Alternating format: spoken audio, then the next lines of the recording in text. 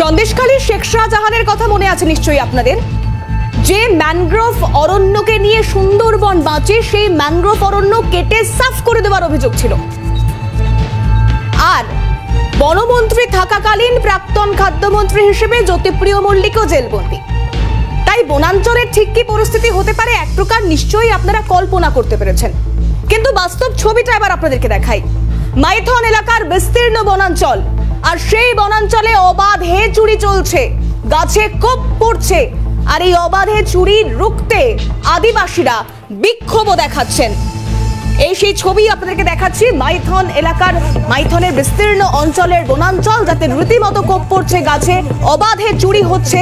কে কিভাবে চুরি করে নিয়ে যাচ্ছে তা কতটা বন দফতর জানেন, এটা নিয়েও বড় প্রশ্ন। ঠিক কি প্রতিক্রিয়া এসছে শোনাই আপনাদের, শুনুন। ছেটেছে না কেটেছে?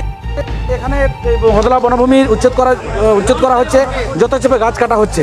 আমরা দেখলাম এখানে অনেক দামি দামি গাছ, তাছাড়া অনেক রকম গাছ এখানে কাটা হচ্ছে। তার জন্য আমরা প্রতিবাদ জানাচ্ছি। এই বনভূমিকে একদিন উচ্ছেদ করা হলে কিন্তু অক্সিজেনের অভাব হবে, এই শিল্পাঞ্চল সমস্যায় ভুগবে। কিছু মাফিয়া আর কি, মানে জমিন মাফিয়া আমাদের এই হদলা বিটের মধ্যে যথেচ্ছভাবে বনভূমির গাছ কাটা চলছে এবং একটা প্ল্যানিং চলছে না এটা কোনো কিছু নির্মাণ হবে প্রজেক্ট হবে। এবারে আমাদের কাছে খবর আছে এটা, এবারে আমাদের জানেন তো সরকারের স্টাফ তো খুব কম, যে কজন আছে আমরা ডিউটি করা হয় এবারে একদম ভিতরে কোর এলাকায় ভিতরে দেখা হয়নি, হ্যাঁ, যেটা বাস্তবটা বলছি।